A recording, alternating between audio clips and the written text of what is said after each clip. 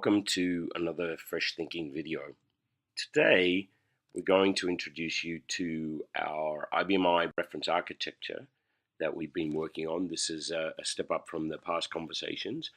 This is also a very short video so that you can share this with whoever you think is interested. So please feel free to do so. Let's start with this architecture.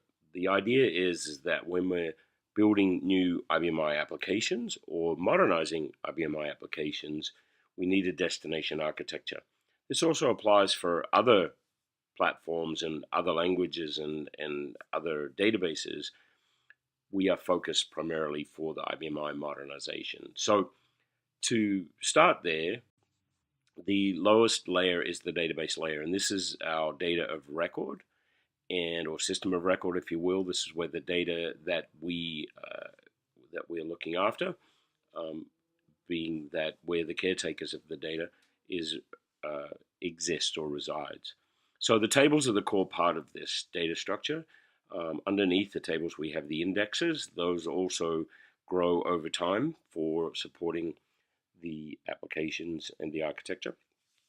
Above the tables we'll have included constraints that looking at the relationships between tables and throughout the database, and then we have views above that. And standard views on individual tables are the way that other layers of this application can see the data in the tables, and we can use that to for security as well as obfuscation, etc. There's also extended views that may be views that are joins over multiple tables and so on. Above that in the architecture is a database access layer. And in this database access layer, for each of the tables that we have, we'll have at least a couple of services that are related. There's the CRUD services, the functions that do create, read, update, delete to get data and put data in and out of the tables through the views, of course, as we've talked about. And then there's listing functions that allow us to access the data in there for different reasons and different purposes. And then for each of the extended views, there may also be functions as well.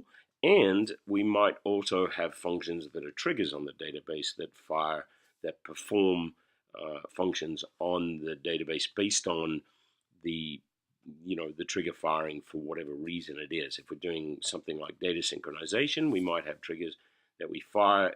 We may have events that need to be in the workflow that need to be triggered, and a trigger program may do that, and those are in this database access layer too. The next layer is the business processes layer, which is a series of services once again.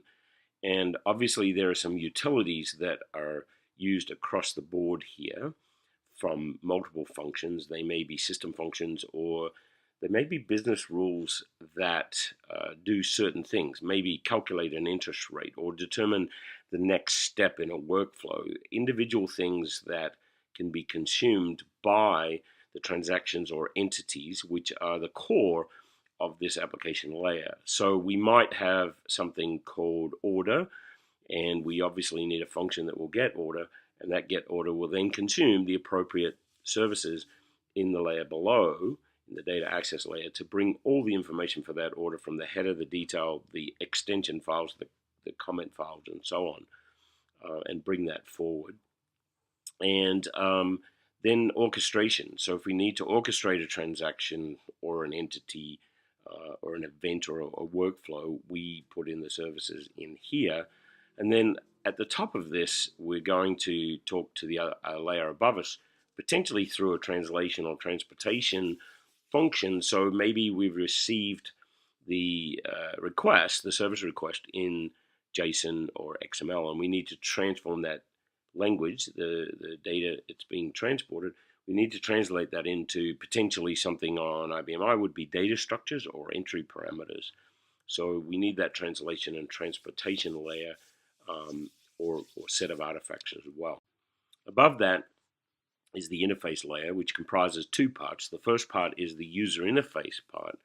If we're building applications on IBM and we want to build something with a I'm going to do a panel. I'm going to have a panel. I may have a function for that one individual panel, and then I may have some orchestration for multiple panels in some kind of workflow. And then next to that, at the same level, is APIs, which are generally provided as web services to the outside, but they could just be programs that get called that then talk to the business process layer as well. So those are the primary four layers. In between all the layers, we have some cross-cutting, and the cross-cutting is where, for example, you may want to communicate. So if something fires in the database layer, if you're in the middle of a transaction and you need to know that, you would actually use the cross-cutting to set messages to communicate with the layers above it, and then those layers above it, as they would access or continue the process, they would access those messages. Oftentimes, cross-cutting layers also include security, where you may be authenticated at the top, and then all the way down, you can keep rechecking that authentication, and that's through cross-cutting.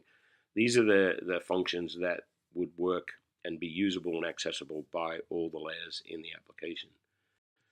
So the summary is that our IBM I reference architecture has four primary layers: the database access, the business processes, and the interface layer, both human and programmatical, and a cross-cutting layer between them, or cross-cutting across the layers. And this architecture is flexible enough to be able to be used in an N-tier environment, which is fairly typical of IBM I applications, or in an MVC if you need it. And it's also flexible enough to be used on other platforms. As I said at the beginning, we primarily are working with IBM I, modern architecture, destination architecture. So that's our architecture overview. If you have any questions, feel free to connect with us. And thanks for listening. Appreciate it very much.